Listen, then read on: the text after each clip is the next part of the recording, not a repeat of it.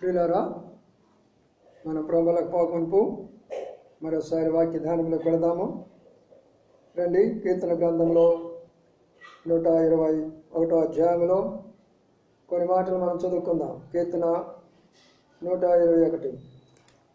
కీర్తన 121లో ఒక మాట చదువుకుందాం. 5వ వచనము. యెహోవాయే నిన్ను కాపాడువాడు, నీ కుడి ప్రక్కన యెహోవా నీకు నీడగా ఉండును. చాలు. శ్రవణ లేఖన భాగాలను ప్రభావించి దీవించునుగాక. ప్రియులారా, ఇక్కడ మనం గమనించినట్లయితే ప్రార్థన చేసుకుందాం. ప్రారంభించమనుకో. ప్రేంగల మాపలో తండ్రి, నమ్మకాన్ని మా దేవానికి స్తోత్రాలు చెల్లించుకుంటున్నాం. అయ్యా, కనికరించము, దయ చూపించము, మీ దాసుని అభిషేకించుకునము. ప్రభువా, మీ యొక్క వర్తమానం దయచేయము. అనేకులు వింటుండగా ప్రభువా, వారికి మీరు తోడైండి సాయమని ప్రార్థన చేస్తున్నాం. విధానాస్తాలకు అప్పచెప్పుకుంటున్నాం. చేసిన మేలు ఉపకారాలు పడింది కొంతమంది స్తోత్రాలు చెల్లించుకుంటున్నాం. చిన్న అవకాశాలు పడింది స్థుతిస్తూ అన్ని రకాల డిస్టర్బెన్స్ని తొలగించి మీ నామను మహింపరచుకోవచ్చునుగా ప్రార్థన చేస్తూ యేసయ్య పరిశుద్ధ నామమున స్తుతించి ప్రార్థించి గణపరచబడి కొంచెం నామ తండ్రి, ఆమేన్. ప్రియులారా, ఇక్కడ మనం గమనించినట్లయితే దేవుని యొక్క వాక్యములో 121వ దావీదు కీర్తనలో ఒక మాట కనబడుతుంటున్నది. ఏముందంటే అక్కడ యెహోవాయే నిన్ను కాపాడువాడు కునుకుడు నిద్రపాడు అనే మాట ఉన్నది. మన దేవుడు మనల్ని కాపాడుతాడు.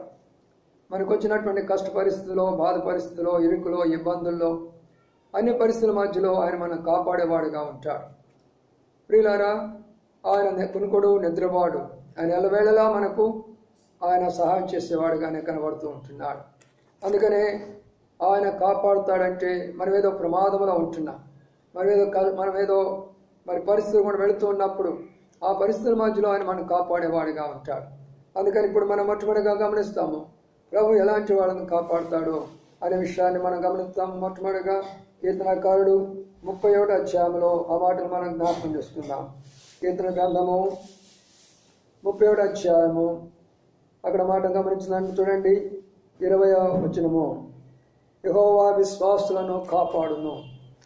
కాబట్టి మన ప్రభు ఎవరిని కాపాడుతాడంటే విశ్వాసులను కాపాడుతాడు. విశ్వాసులు అంటే ఎవరు? మనమే.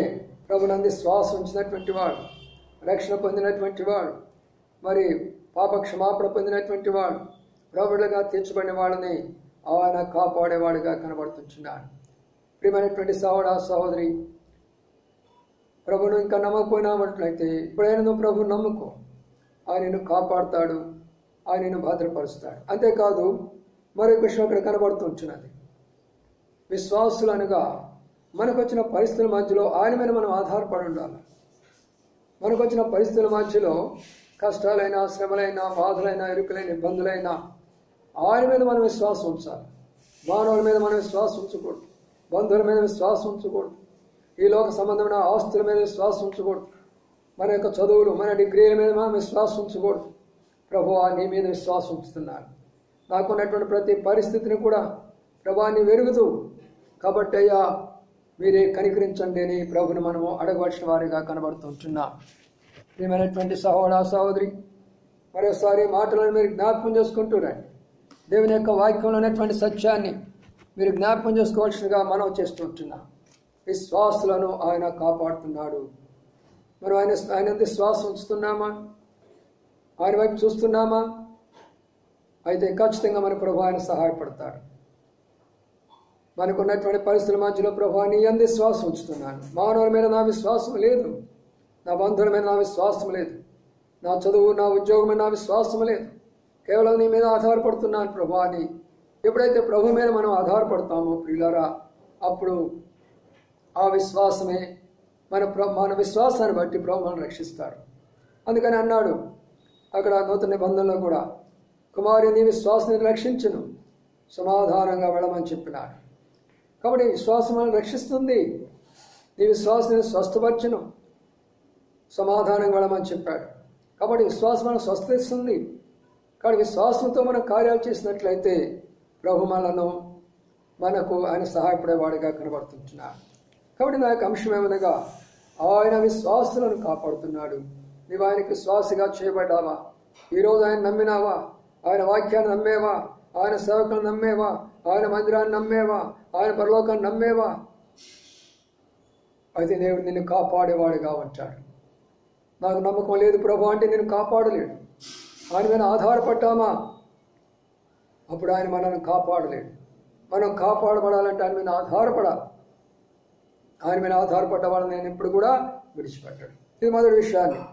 రెండో విషయాలు మనం చూసుకుందాం రండి. మరి కీర్తన గ్రంథము 5వ అధ్యాయంలో కీర్తన 5లో మరో మాట మనం అక్కడ చూసుకుందాం. 11వ వచనం, నిన్ను ఆశ్రయించు వారందరూ సంతోషిస్తురు, నీవే నాకు నిన్ను కాపాడు కనుక వారు నిత్యము ఆనందాన్ని చేయుదురు అనే మాట ఉంది. కాబట్టి ఇక్కడ ఉన్న మాట ఏంటంటే మరి నిన్ను ఆశ్రయించే వారిని కాపాడతారు. ప్రియులారా, ఆయనను మనం ఆశ్రయించాలా? ఆయనను ఆశ్రయించడం అంటే ఏంటి? ఎవరో మనం వెంట పడుతుంటున్నారు, శత్రులు మనం వెంట పడుతుంటున్నారు, శైతాను మనం వెంట పడుతుంటున్నాడు, మనకి లోకంలో ఆశ్రయం లేదు, ఏదో ఒక రకమైనటువంటిగా మనం వెంట పడుతుంటున్నాడు. ఇప్పుడు మనం ఏం చేయాలా? ఒక స్థలాన్ని చూసుకోవాలి, ఒక ఆశ్రయాన్ని చూసుకోవాలి. యుద్ధ సైనికులు ఏం చేస్తారంటే యుద్ధం జరిగేటప్పుడు కొన్ని బంకర్స్లోకి వెళ్ళిపోతారు, కొంతమంది లోయల్లోకి వెళ్ళిపోతారు, కొంతమంది కొండల్లో బండల చాటున ఉంటారు. ఎందుకంటే అదే వారికి ఆశ్రయాలు. ప్రభువైన యేసుక్రీస్తు వారు మనకు ఆశ్రయము. మనకు వచ్చిన పరిస్థితిలో ఆయనలోకి మనం వెళ్ళాలి, ఆయన వాక్యంలోకి మనం వెళ్ళాలి, ఆయన సహవాసంలోకి మనం వెళ్ళాలి. అప్పుడు ఆయన మనల్ని రక్షించేవాడిగా కనబడుతున్నాడు. శత్రువు ఎన్ని బాణాలు వేసినప్పటికి కూడా ఆయన మనల్ని రక్షించేవాడిగా కనబడుతున్నాడు. ఆ బాణాలు మన మీద పనిచేయవు. అందుకని ఉదయకాల సమయంలో ప్రభువా నిన్ను ఆశ్రయిస్తున్నాను అయ్యా. ఎలాగ ఆశ్రయించాలా ఆయన్ని? పొయ్యి మీదే పెట్టగాకమ్మా. ఎలాగ ఆయన ఆశ్రయించాలా? ఎలాగ ఆయన ఆశ్రయించాలా? ప్రియులారా, అర్థం చేసుకోండి. దేవుని యొక్క వాక్యములు ఏమి ఆశ్రయించాలా? ఆయన్ని ప్రార్థన ద్వారా ఆశ్రయించాలా? ప్రార్థన ద్వారా ఆశ్రయించినట్లయితే ప్రియులారా, ఆయన మనకు జవాబు ఇస్తాడు, ఆయన మనకు కాపాడుతాడు, ఆయన మనం భద్రపరుస్తాడు, శత్రు చేతుల నుంచి విడిపిస్తాడు ఆయన. కాబట్టి నిన్ను ఆశ్రయించే వారిని విడిచిపెట్టాడు. నువ్వెవరిని ఆశ్రయిస్తున్నావు ఈ రోజున? బంధువులనా, మిత్రులనా, లోకంలో ఉన్న మనుషులన్నా, అధికారులనా, ప్రభుత్వాన్ని? ఎవరిని ఆశ్రయిస్తున్నావో పరీక్ష చేసుకో. ప్రభువా నేను ఆశ్రయిస్తున్నాను, నీవు నన్ను కాపాడుతావు, నీవు ఇచ్చిన వాగ్దానం ప్రకారం నన్ను కాపాడు ప్రభు అని అక్కడ ఆ మాటను జ్ఞాపకం చేసుకుంటా. మూడో విషయాన్ని జ్ఞాపకం చేసుకున్నారండి. 12వ అధ్యాయంలో మరొక మాటను జ్ఞాపకం చేసుకుందాం. చూడండి 7వ వచనంలో, యెహోవా నీవు దరిద్రులను కాపాడతావు. పిల్లరా, మూడో విషయాన్ని మనం ఇక్కడ గమనించినట్లయితే దరిద్రులను కాపాడుతాడు ఆయన. దరిద్రులు అంటే ఎవరు? పేదవారు కారు. పేదవారు అనేది వేరు, దరిద్రత అనేది వేరు. పేదవారు అంటే సహజంగా వారు పేదవారు అయిపోతారు. చదువుకున్నారు, ఉద్యోగం చేయడం లేదు, పేదవారు అయిపోతారు. వెనక ఆస్తులు లేవు, పేదవారు అయిపోతారు. ఎవరైతే రెక్కల కష్టం మీద కష్టపడి పనిచేస్తూ వస్తూ ఉంటారో వారు ఎప్పుడు కూడా పేదవారు కారు. వారు ఎప్పుడు కూడా ప్రభు కొరకై జీవిస్తారు. వారు ఎప్పుడు కూడా ప్రభు కొరకై నమ్మకంగా ఉంచారు. వాడు పాదవారు ఎప్పుడు కూడా కారు. ప్రభు ఇచ్చిన జ్ఞానం, ప్రభు ఇచ్చిన చేతులు, ప్రభు ఇచ్చిన కాళ్ళు, ప్రభు మరి పనులు చేసుకుంటుంటే వారు ఎప్పుడు పేదవారు కారు. అయితే దరిద్రులు అంటే ఉన్నదాన్ని పోగొట్టుకోవటం. అందుకని 2 Corinthians 8 అంటున్నాడు, ఆయన ధనవంతుడైండి మీ నిమిత్తము దరిద్రుడు ఆయన. ఎవరు? ప్రభువుని యేసుక్రీస్తు వారు. ఆయనకు అన్నీ ఉన్నాయి. పరలోకం ఉంది, దేవదూతలు ఉన్నారు, మహిమ ఉన్నది, సమస్తం ఉన్నది. అది అన్నిటిని కూడా ఆయన పోగొట్టుకున్నాడు. నీ కొరకై, నా కొరకై. ఆయన ఈ లోకంలోకి కేవలం రిక్తుడిగా వచ్చాడు. ఒక సామాన్యమైనటువంటి మానవుడిగా వచ్చాడు. సమస్తాన్ని కోల్పోయినాడు. ఆయనకుండే దానికి నివాసం లేదు. ఆయన కొండల మీద నివాసం చేశాడు, అరణ్యంలో నివాసం చేస్తున్నాడు. అన్నిటిని కూడా విడిచిపెట్టేస్తున్నాడు. అది దరిద్రత అంటే. ఉన్న వాటిని త్యాగం చేయడము దరిద్రత అంటారు. పేదవాడిని దరిద్రుడు కాదు. అందుకని అక్కడ ఉన్న మాట లూకా సువార్త 16 కూడా, ధనవంతుడు ఒకడు ఉండెను, దరిద్రుడు ఒకడు ఉండెను, ఆయన పేరు లాజరు. లాజరు చనిపోయినప్పుడు పరలోకం వెళ్ళాడు. ధనవంతుడు ఎక్కడికి వెళ్ళాడు? నరకానికి వెళ్ళాడు. ఎందుకని? దేవుడు కాచాడు దరిద్రుడిని, దేవుడు కాయలైపోయినాడు ధనవంతుడిని. ఎందుకు కాయలైపోయినాడు ధనవంతుడిని? అన్యాయము, అక్రమం, మోసము, అబద్ధము, లంచము, దొంగతనము, అనేకమైన కార్యాల ద్వారా డబ్బు సంపాదించి ధనవంతుడయ్యాడు. ఎంజాయ్ చేశాడు లైఫ్. సుఖభోగ విలాసాలతో జీవించాడు. అందుకని చనిపోయిన తర్వాత నరకానికి వెళ్ళిపోయాడు. దేవుడి మీద ఆధారపడలా, దేవుని ఆశ్రయించలా, దేవుని అంది శ్వాస ఉంచలా. చనిపోయినాడు, నరకానికి వెళ్ళిపోయినాడు. ప్రియులారా, అయితే ధనవంతుడు, అయితే పేదవాడు నీతిగా బ్రతికాడు. దరిద్రుడు ఏం చేస్తాడు? మోసం చేయడు, దొంగతనం చేయడు, ఎవరి లాక్కోడు, ఎవరి దోచుకోడు. ఎవరన్నంత భోజనం పెడితే ఆ భోజనం తీసుకుంటారు, ఎవరన్నా వస్త్రం ఇస్తే వస్త్రం తీసుకుంటారు, వరండాలో పడుకోమంటే వరండాలో పడుకుంటారు. అంతే ఆయన చేసినటువంటి యొక్క పని. అయితే నీతిగా యథార్థంగా జీవిస్తాడు, దేవుని వైపు చూస్తాడు. తన కష్టంలో, తన బాధలో, తన పేదరికంలో, తన ఆహారం కొరకై, తన వస్త్రం కొరకై ప్రతిదీ దేవుని వైపు చూస్తాడు. కాబట్టి ఆయన మనలను వారిని కాపాడుతాడనే మాట కనబడుతుంటున్నది. కాబట్టి మూడో విషయాన్ని మనం గమనించినట్లయితే ఆయన వారిని కాపాడుతున్నాడు. తర్వాత 4వ విషయం చూద్దాం రండి. 4వ విషయము కీర్తన గ్రంథము 33వ అధ్యాయం. కీర్తన గ్రంథము 31వ అధ్యాయంలో చూద్దాం. ముందు కీర్తన 33వ అధ్యాయం. కీర్తన 33వ అధ్యాయంలో ఒక మాటను మనము జ్ఞాపకం చేసుకుందాం. కీర్తన 33లో అక్కడ మనం ఒక మాటను, లేక 34లో చూద్దాం. 34 7వ వచనం. యెహోవా యందు భయభక్తులు గల వారి చుట్టూ ఆయన దూత కావు నుండి రక్షించును. కానీ పిల్లలు ఇక్కడ మనం గమనిస్తే 4వ విషయానికి వస్తే యెహోవా యందు భయభక్తులు గల వారిని ఆయన దూత కావు నుండి రక్షిస్తాడట. 4వ విషయాన్ని జాగ్రత్తగా అర్థం చేసుకుని, ఇశ్రాయేలును కాపాడువాడు కునుకుడు నిద్రపాడు. ఆయన దివారాత్రులు మన ఎడల మనసు కలిగి ఉంటాడు, మనం కాపాడాలని ఆయన కోరుతూ ఉంటాడు. కాబట్టి ఈ యొక్క ఉదయం మధ్యాహ్నకాల సమయంలో ప్రభువులలో మనం వెళ్ళగమనుపు, ప్రభువా నన్ను కాపాడబడాలంటే నీ యందు భయభక్తి నేను కలిగి ఉండాలా. భయము భక్తి ఉండాలా మనలో. భక్తి అంటే అర్థం ఏంటంటే దేవుని వాక్యాన్ని మనం క్రమంగా చదువుకోవాలి, ప్రార్థన క్రమంగా చేసుకోవాలి, క్రమముగా ఆరాధనకు వెళ్ళాలి, క్రమంగా ఆయన కొరకే సాక్షిగా చేయాలి, క్రమంగా ఆయనకి ఇవ్వాల్సిన భాగాలు ఇస్తూ ఉండాలా, క్రమముగా ఆయన మందిరాన్ని మనం వెళుతూ ఉండాలా, దేవుడు మనకిచ్చిన పరిచర్య సేవను క్రమంగా చేస్తుండాలా. ఇవన్నీ కూడా భక్తి కార్యాలు. భయం అంటే ఏంటంటే ఆ చేసే కార్యాలు నువ్వు భయంగా ఉంటున్నావా. ఈరోజు 11 గంటలకు ఆరాధన, కాబట్టి నేను 11 గంటలకు బైబిల్ తీసుకొని సిద్ధంగా ఉన్నానా? ఉదయాన్నే లేచాను, నా ప్రభు దగ్గర నేను ఈరోజు ప్రార్థన చేశానా? నేను ఆఫీస్కి వెళుతూ ఉంటున్నాను, ప్రార్థన చేసుకొని నేను ఆఫీస్కి వెళుతూ ఉంటున్నానా? కాబట్టి భయము కలిగి జీవించాలా. అట్టి వారిని దేవుడు కాపాడుతాడు. ఎట్లంటే అట్లా జీవించే వాళ్ళని దేవుడు కాపాడలేడు సుమా. భక్తి చేసేవాడినే కాపాడడు. భక్తితో కూడా భయం ఉండాలా. ఏంటది? ప్రభు నన్ను చూస్తున్నాడు, నేను మాట్లాడేటువంటి మాట వింటే ప్రభు వింటున్నాడు, ఆయన నా దగ్గరే ఉన్నాడు, నా సమీపంగా ఉన్నాడు. నేను వెళ్ళకూడనటువంటి స్థలానికి వెళితే ఆయన నాతో కూడా వచ్చాడు. అక్కడికి ఆయన నన్ను చూస్తున్నాడు. నేను చేయకూడదు పని చేస్తుంటే ఆయన చూస్తున్నాడు. అక్కడ నేను చేయకూడదు ఈ పనిని, నేను చూడకూడదు ఈ విషయాన్ని, నేను వినకూడదు ఈ విషయాన్ని, నేను మాట్లాడకూడదు ఈ విషయాన్ని ఆయన నాకు దగ్గరుండి చూస్తున్నాడు. ఆ భయం మనలో ఉండాలి. అలాంటి వారిని ఆయన కాపాడుతాడు. యెహోవా యందు భయభక్తులు గల వారిని ఆయన కాపాడి రక్షించును. ఎట్లా? దేవదూతలను పంపించి, మన చుట్టూ ఎప్పుడు కూడా దేవదూతలు ఉంటారు. ఆ సంగతి మీరు తెలుసుకోవాలి.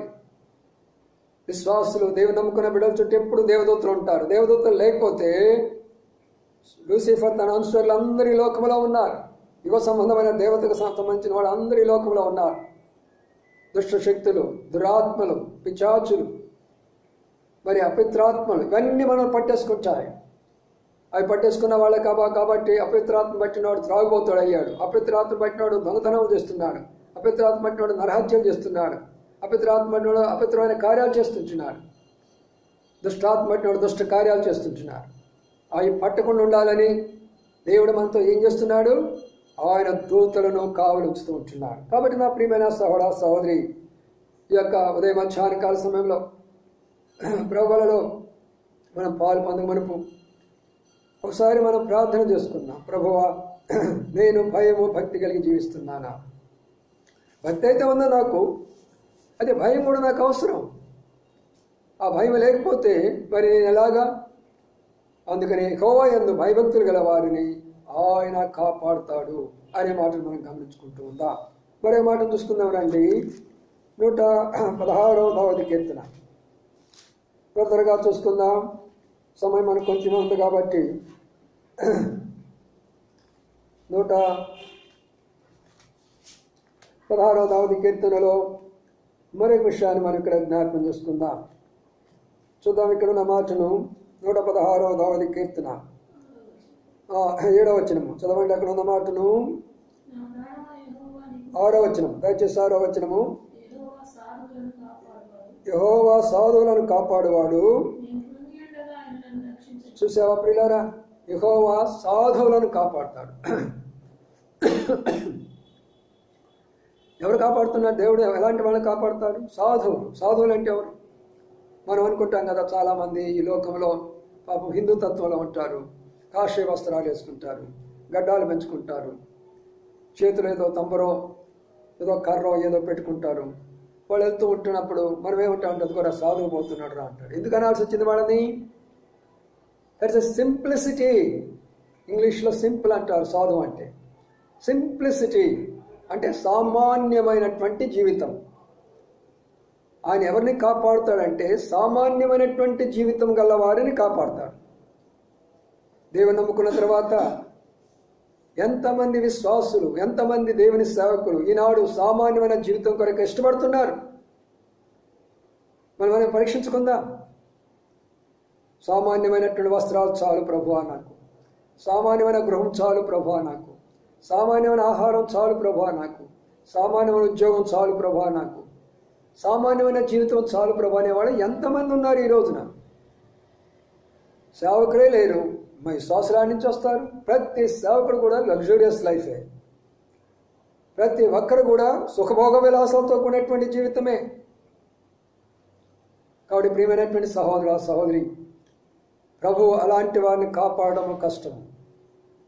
నాకున్నది లేనని చెప్పేసి రోజు మటను, రోజు చికెను, రోజు బిర్యానీ, రోజు చేపలు, రోజు గుడ్డు ఇష్టానుసారంగా తింటున్నారా? రోగాలు వచ్చి చనిపోతారు. సామాన్యమైన భోజనం చేసుకోవడం నేర్చుకోవాలి.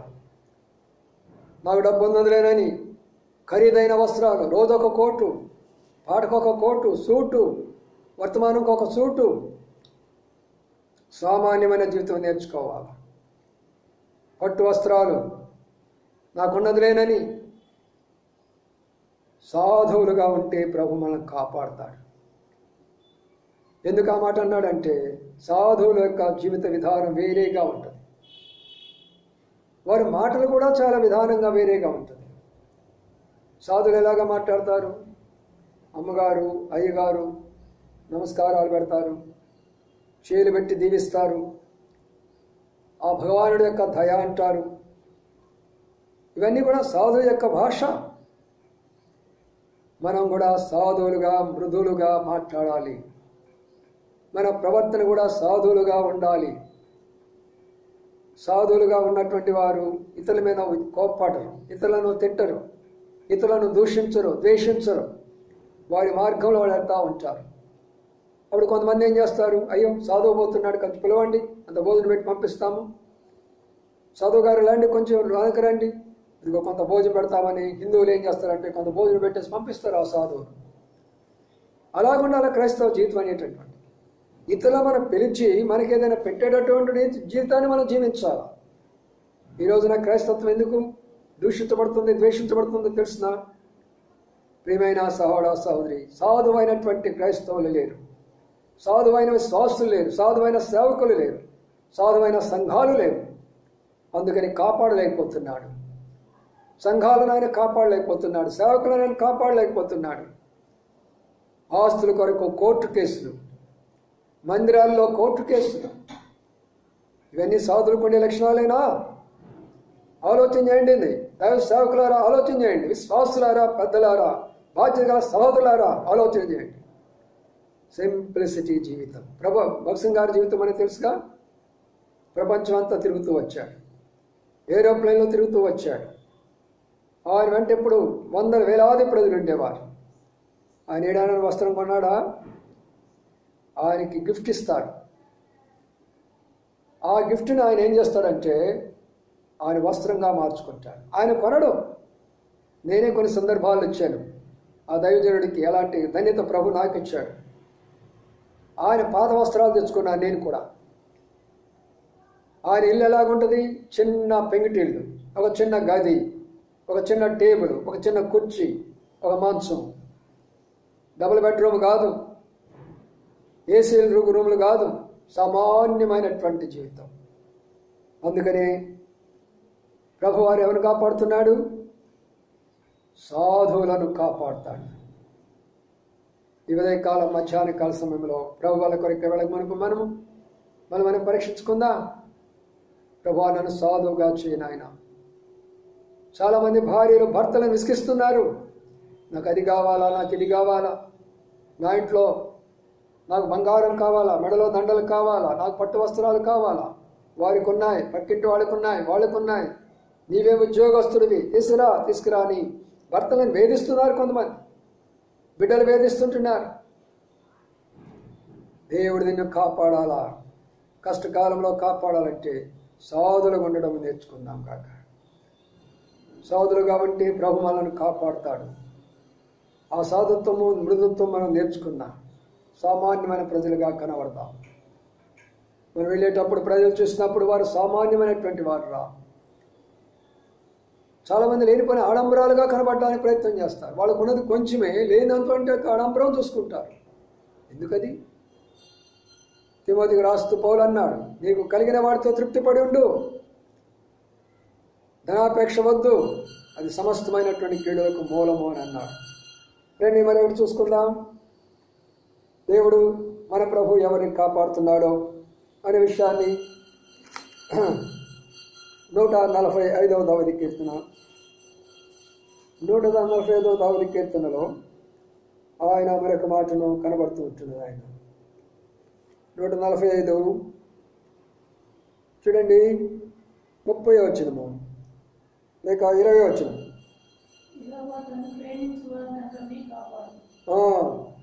చూడండి, ఇక్కడ ఉన్న మాటను జ్ఞాపకం చేసుకుందాం. ప్రభు ఏమంటున్నాడు ఇక్కడ? యెహోవా తను ప్రేమించే వాళ్ళందరిని కూడా కాపాడుతాడు. యెహోవా అంటే ఎవరు? మన దేవుడు, మన సృష్టించిన ఆయన, మనకు భోజనిస్తున్నటువంటి ఆయన. ఆయన ఏం చేస్తున్నాడు? ఇప్పుడు తన్ను ప్రేమించే వారిని ఆయన ఏం చేస్తాడంట? కాపాడుతాడు. తన్ను ప్రేమించే వారిని ఆయన కాపాడుతాడు. ప్రియమైనటువంటి సహోదరుడు, ఒక మాట జ్ఞాపకం చేసుకో. ప్రేమించడము అంటే ఏమిటి? మనం అందరం అంటాం కదా, మనం ప్రభుని ప్రేమిస్తామండి అంటాడు. అందుకనే ఎఫెసీ రాష్ట్ర పత్రికలో ఉన్న ఒక మాట, భర్తలారా మీ భార్యలను ప్రేమించుడి అంటాడు. అంటే ఏమిటి ప్రేమించడం అంటే? ప్రేమించడం అంటే అర్థం ఏంటంటే, భర్తలు అనేటటువంటి వారు భార్యలకు కావలసినటువంటివి ఇవ్వాలి. వారికి ఏ వస్తువులు కావాలో, ఏ ఆహారం కావాలో వారికి ఏమి తగ్గకుండా, వారిని బాధ పెట్టకుండా, వారి ఇంటి యొక్క గృహ పరిపాలన వారి చేతిలో ఉంటుంది. ఆ పరిపాలన వాళ్ళ గృహానికి కావలసినవి వారు ఏమి కోరుకుంటున్నారో అవి మనం ఇవ్వాలి. అవసరమైనటువంటివే. ప్రేమించడం అంటే ఇవ్వడము అని అర్థం. ప్రేమించడం అంటే హృదయపూర్వకంగా ఇవ్వడం అని అర్థం. ప్రేమించడం అంటే త్యాగపూర్వకంగా ఇవ్వడం అని అర్థం. ప్రేమించడం అంటే సమస్తాన్ని ఇవ్వడం అని అర్థం. అది ప్రభు అయినటువంటి యేసుక్రీస్తు వారు ఒక్కరికే అది సాధ్యమైంది.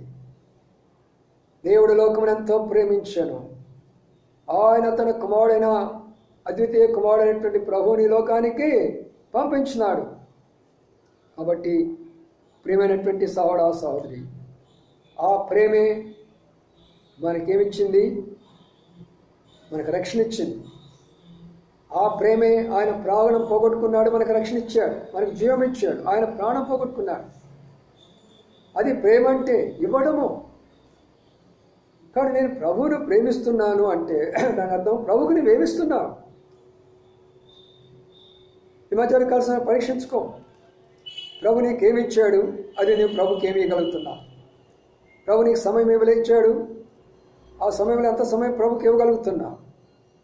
ప్రభు నీకు ఆరోగ్యం ఇచ్చాడు, ఆరోగ్యాన్ని ప్రభు కొరకు ఎంత ఖర్చు పెడుతుంటున్నావు. ప్రభు నీకు అనేకమంత వెనక ఆస్తి ఇచ్చాడు. ఈ ఆస్తిని ప్రభు యొక్క సేవ కొరకు ఎంత ఉపయోగిస్తున్నావు? ప్రభు నీకు మంచి ఉద్యోగం ఇచ్చాడు. ఆ ఉద్యోగంలో ప్రభుకి ఎంత నమ్మకంగానే ఉంటున్నావు? ప్రభుకి వాల్సినటువంటి భాగాలు ఎంత నమ్మకంగా ఉంటున్నావు? అది ప్రేమించడం అంటే. నన్ను ప్రేమించేవాడు నా ఆజ్ఞను గైకొంటాడు, నా మాటలను గైకొంటాడు. కాబట్టి ఈ సమయంలో ప్రియులారా, ఈ వాక్యం వింటున్న మనం అందరం కూడా నేర్చుకోవాల్సినటువంటి సత్యం ఏంటంటే, ప్రభువా నిన్ను నేను ప్రేమిస్తాను కాబట్టి నువ్వు నన్ను కాపాడుతావయ్యా. ప్రభుని ప్రేమించడం నేర్చుకుందాం. ఆయన వాక్యాన్ని ప్రేమిస్తాం, ఆయన బిడ్డలను ప్రేమిస్తాం, ఆయన సేవకులను ప్రేమిస్తాం, ఆయన సంఘాన్ని ప్రేమిస్తాం. వారి కొరకై మనం సమర్పించుకుందాం, వారి కొరకై త్యాగం చేద్దాం, వారి కొరకై కొంత ముందుకు దోస్తాం. అట్టి వారి కొరకై ప్రభు ఇచ్చిన వాగ్దానం ఏంటంటే, నిన్ను నేను కాపాడుతాను. ప్రభా నేను ఇచ్చేసాను, మరి నాకేంటయ్యా అంటే, నేను నిన్ను కాపాడుతాను. అంటే నీవేమిచ్చావో దానికి 2 రెట్లుగా నీకు ఇస్తాను. నువ్వేమి త్యాగం చేసావో దానికి 2 రకాల త్యాగం నేను చేస్తాను నీ కొరకై. నువ్వేమి సమర్పించుకున్నావో దానికి 2 రెట్ల సమర్పణ నేను చేస్తున్నాను. కాబట్టి నా ప్రియమైన సహోదర సహోదరి, ఈ సమయంలో మనం చూస్తూ వచ్చినాం ప్రభు ఎవరిని కాపాడుతాడు అని. మోడుగా చెప్పాను, ఆయన ఎవరిని కాపాడుతాడనే విషయాన్ని గురించి. ఎవరిని కాపాడుతాడు అని చెప్పాను. మొట్టమొదటిగా విశ్వాసులను కాపాడుతాడు. కాబట్టి నీ విశ్వాసిగా ఉన్నావా? ప్రభు నిన్ను కాపాడుతాడు. విశ్వాసం లేదా? అవిశ్వాసిగా ఉన్నావా? ఈ రోజున విశ్వాసం తెచ్చుకో. రెండవదిగా ఆయన ఎవరు కాపాడుతాడు? ఆయన ఆశ్రయించే వారిని కాపాడుతాడు. నీవు నరులను ఆశ్రయిస్తున్నావా? దేవుని విడిచిపెడుతున్నావా? ఆయన నిన్ను కాపాడలేడు. ఆయన నువ్వు ఆశ్రయించలేకపోతే, ప్రభువా ఈ రోజు నుంచి నేను ఆశ్రయిస్తాను అని ప్రభు దగ్గర వాగ్దానం చేసుకో. మూడవదిగా ఆయన ఎవరిని మరి ఆయన కాపాడుతున్నాడంటే దరిద్రులను కాపాడుతున్నాడు. ఎవరైతే దరిద్రులుగా ఈ లోకములో ప్రభు కొరకై జీవిస్తున్నారో వారందరినీ కాపాడుతాడు ఆయన. నీ ఒకవేళ ప్రభు కొరకేం పోగొట్టుకున్నావో చింతపడగాకు, దిగులు పడగాకు, పరలోకం నీదే. నాలుగవదిగా యెహోవా యందలి భయభక్తులు గల వారిని ఆయన కాపాడును అని అన్నాడు. కాబట్టి ఇంకా నీవు దేవుడు అంటే భయభక్తి లేదా? ప్రభు దగ్గరికి రా. ఈ రోజున ప్రభువా నేను నీ దగ్గరికి వస్తున్నాను, నన్ను కాపాడు ప్రభువా అని ప్రభు దగ్గర నువ్వు వచ్చినట్లయితే ప్రభు నిన్ను కాపాడేవాడిగా ఉంటాడు. తర్వాత ఐదవదిగా ఆయన సాధువులను కాపాడుతాడని చెప్పినాడు. ఆయన సాధువులు ఎవరు? సామాన్యమైనటువంటి జీవితం జీవించే వాళ్ళందరూ కూడా ఆయన కాపాడుతాడని మనం చూస్తూ వచ్చాం. ఆరవదిగా ఆయనను ప్రేమించిన వారందరినీ కూడా ఆయన కాపాడుతాడని చెప్పినాడు. అందుకనే ఆఖరికి మాట చదువుకొని ముగిస్తున్నాము. 97వ దావీదు కీర్తన 90 కీర్తనలో ఈ మాటలు చదువుకుందాము, ముగించేసుకుందాం. కీర్తన 97 అధ్యాయం. కీర్తన 97 ఏదో వచ్చిన 10లో చదవండి. యెహోవాను ప్రేమించు వారులారా చెడుతనమును అసహించుకొనుడి, తన భక్తుల ప్రాణములను ఆయన కాపాడుతాడు. 7వదిగా మనం గమనించినట్లయితే ప్రియులారా, ఆయన భక్తులను ఆయన కాపాడుతాడు. నేను గత కొన్ని దినాలుగా ప్రార్థన చేస్తూ వచ్చాను. ప్రభువా ఇటు చూసినా భయమేనయ్యా. రోజు వార్తల్లో ఎంత భయంకరమైన పరిస్థితులు ఉన్నాయి. విశ్వాసులు చనిపోతున్నారయ్యా, దైవ సేవకులు చనిపోతున్నారయ్యా. నాకు తెలిసిన తర్వాత హెబ్రోను దైవ సేవకులు చాలామంది ప్రభు దగ్గరికి వెళ్ళారు. ప్రభు వాళ్ళని తెలుసుకున్నాడు. నిన్నటి దినాన సీనియర్ మోస్ట్ అయినటువంటి తిమోతన్న గారు హైదరాబాద్ హెబ్రోన్లో ప్రస్తుతానికి బాధ్యతలన్నీ స్వీకరించి మరి ఎంతో పరిచయం చేస్తూ ఉంటున్నాడు. అంతకుముందు కొన్ని రోజుల ముందుటే ఒక వివాహం కూడా జరిపించాడు ఆయన. మరి అలాంటి ఆయన నిన్న సడన్గా అనుకోకుండా ప్రభు దగ్గరికి వెళ్ళిపోయినాడు. ఆయనతో కలిసి మేమిద్దరం అన్నదమ్ముల్లాగా ఉండేవాళ్ళం. ఎక్కడికి వెళ్ళినా కూడా మరి ఆయన ఒక మెసేజ్, నేను ఒక మెసేజ్ ఇచ్చేవాడు. నాకంటే పెద్దవాడు. ఆయన నన్ను చాలా ప్రోత్సాహపరిచేవాడు. సేవలో నన్ను చాలా ఎంకరేజ్ పరిచేవాడు. ఎప్పుడు ఖమ్మం వెళ్ళినా సరే ఇక పూర్తిగా నా కొరకై ఆయన పరిచయాన్ని అప్పగించేవాడు. ఆయన చేసే ప్రార్థన ఏంటంటే, ప్రభా నీ దాసుని తీసుకొని వచ్చావు, ఆయన నలిపి ఆయన దగ్గర ఉన్నదేదో మాకు పెట్టు, మా భోజనం పెట్టు మా సంఘానికని ప్రార్థన చేసేవాడు. నేను వెళ్ళినప్పుడు, రా వచ్చావు నాగపూర్ నుంచి, ఈరోజు మేము ఉపవాసం ఉన్నాము, నీకేం పట్టము రా అని చెప్పేవాడు. నేను నిజమే కదా అనుకునేవాడిని. అయితే మంచి భోజనం తయారు చేసి పెట్టేవాడు. ఉపవాసం తర్వాత ఉందోలే, ముందు భోజనం చేయి, తర్వాత వాక్యం చెప్పు, తర్వాత ఉపవాసం అనేవాడు. ఆయన లేడు మరి ఈ రోజున. అప్పుడు నాకు ఈ మాట వచ్చింది, ఆయన భక్తులను ఆయన కాపాడుతాడు. ప్రియులారా, ఆయన భయభక్తి కలగడమే కాదు, భక్తులంగా ఉండాలా, ఆయన సేవకులంగా ఉండాలా, ఆయన కొరకే భక్తిపరుడుగా మనం ఉండాలా. భక్తిపరుడు అంటే సామాన్యమైన విషయం కాదు. వారికి ఈ లోకం పట్టదు, పరలోకాన్ని గురించి ఆలోచన చేస్తారు.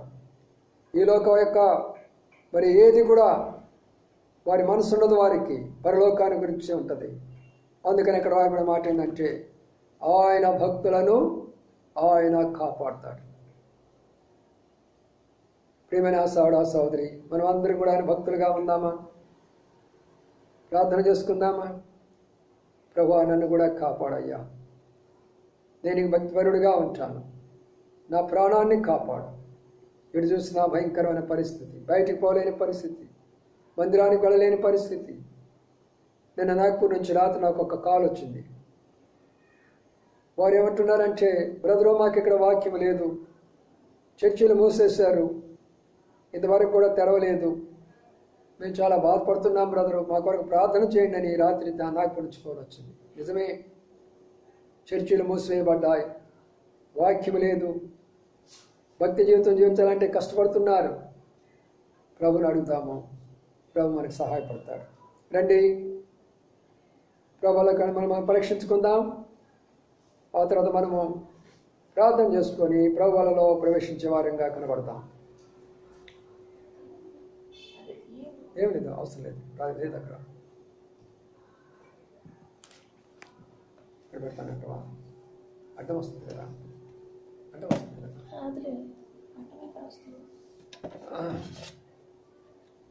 తర్వాత పాలు పొందుతాము, ప్రార్థన చేస్తాను టైం బట్టి. ప్రభువైన యేసుక్రీస్తు వారు తాను రాత్రి ఒక రొట్టెను ఎత్తుకొని కృతజ్ఞతాస్తుతులు చెల్లించి దాన్ని విరిచి, ఇది మీ కొరకై నా శరీరము, నన్ను జ్ఞాపకం చేసుకున్న కొరకై దీన్ని చేయడం చెప్పినారు.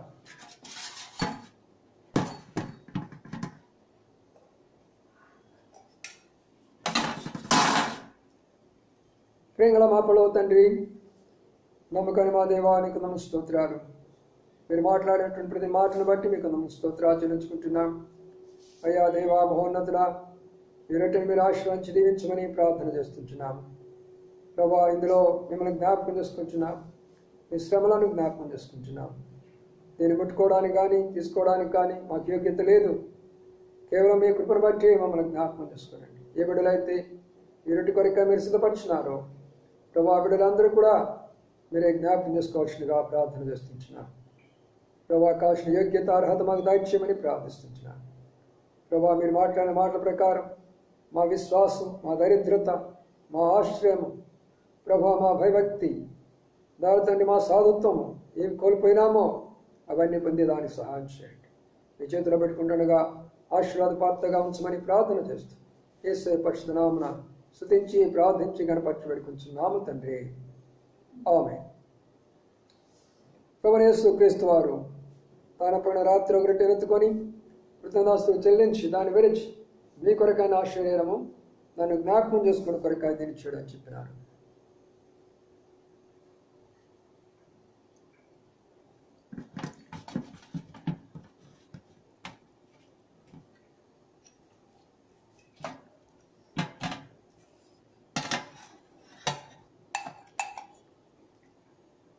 టైం అయిపోతుంది, అప్లోడ్ చేయడం కష్టమైతే టైం అయిపోతుంది.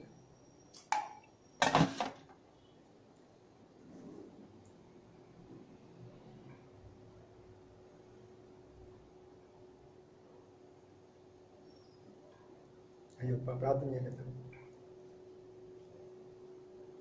ఆ ప్రకారమే భోజనం పంపటం, ఆయన పాత్ర ఎత్తుకొని, ఈ పాత్ర నా రక్తం వలన కొత్త నిబంధన, నన్ను జ్ఞాపకం చేసుకోవడం కొరకాయ దీన్ని చేయడం చెప్పినారు. ప్రేంగల మా పడవ తండ్రి, జింగల మా దేవా, నమ్మకని ప్రభావానికి కొందము స్తోత్రాలు. ఈ పాత్ర మీ రక్తములైన కృత నిబంధన, దాన్ని బట్టి మీ కొందరు స్తోత్రాలు చెల్లించుకుంటున్నాం. ప్రభువా మా తండ్రి, దీనిని పరిశుద్ధపరిచి మాకు శక్తి బలం మీరు అనుగ్రహించమని ప్రార్థన చేస్తాం. మీ దైవరాస్తాలకు అప్పచెప్పుకుంటూ ఎవరు ఇందులో పాల్పొందుతున్నారో వారి కౌశల కృప అనుగ్రహించమని వేడుకుంటూ యేసయ్య పరిశుద్ధ నామమున స్తుతించి ప్రార్థించి గణపరచి వేడుకొంచున్నాము తండ్రి. ఆమేన్.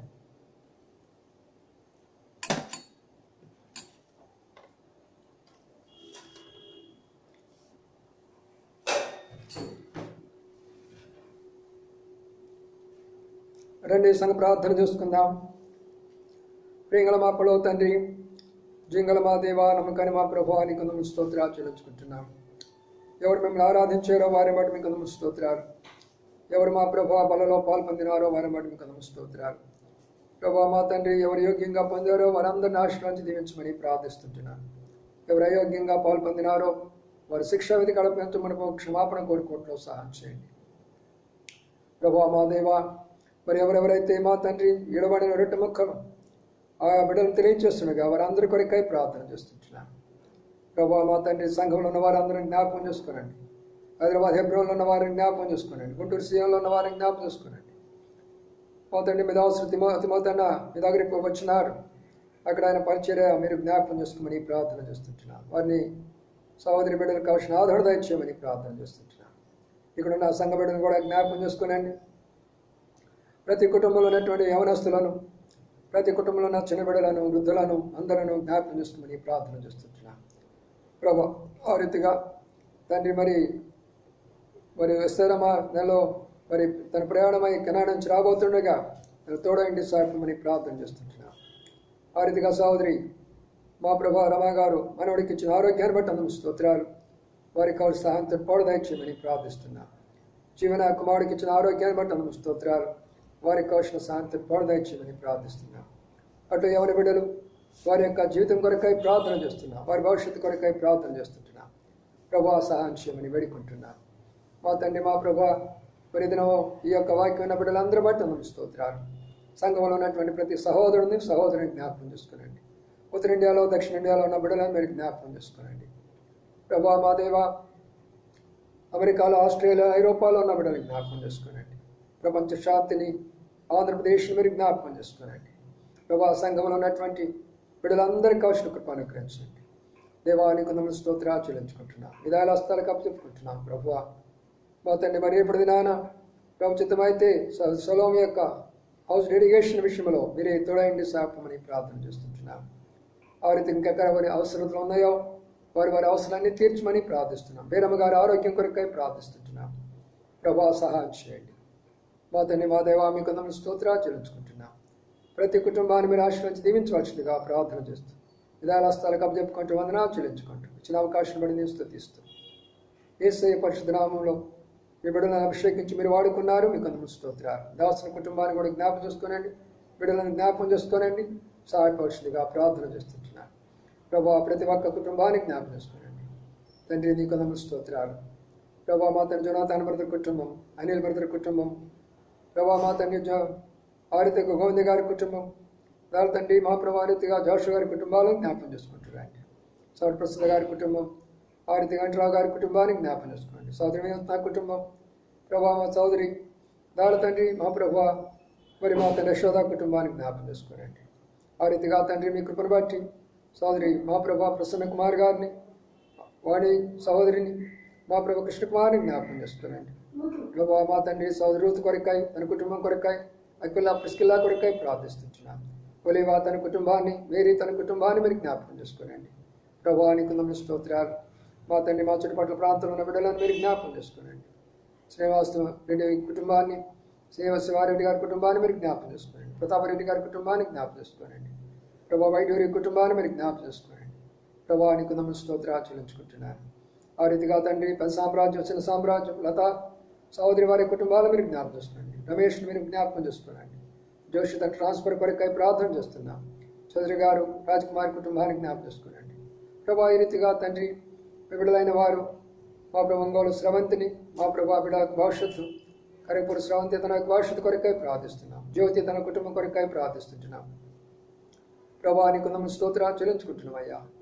ఆ రీతిగా తండ్రి ప్రభా మా దేవ మీ కొందరు స్తోత్రాలు చెల్లించుకుంటున్నాను. లోకేష్ తన కుటుంబం కొరకై ప్రార్థన చేస్తుంటున్నాను. ప్రభా సహాయపడండి. విధాలస్థల కప్ చెప్పుకుంటున్నాం. విదాసుల కుటుంబాన్ని కూడా జ్ఞాపకం చేసుకోనండి.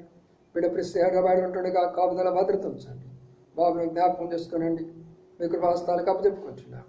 ప్రభా మా తండ్రి మీ కృపగా కార్యాలు మీరు నెరవేర్చమని ప్రార్థన చేస్తున్నాం. విధాలస్థలకు అప్పచెప్పుకుంటూ వందనాలు చెల్లించు. యేసయ్య పరిశుద్ధ నామమున స్తుతించి ప్రార్థించి కనపరిచి వేడుకొంచున్నాము తండ్రి. ఆమేన్.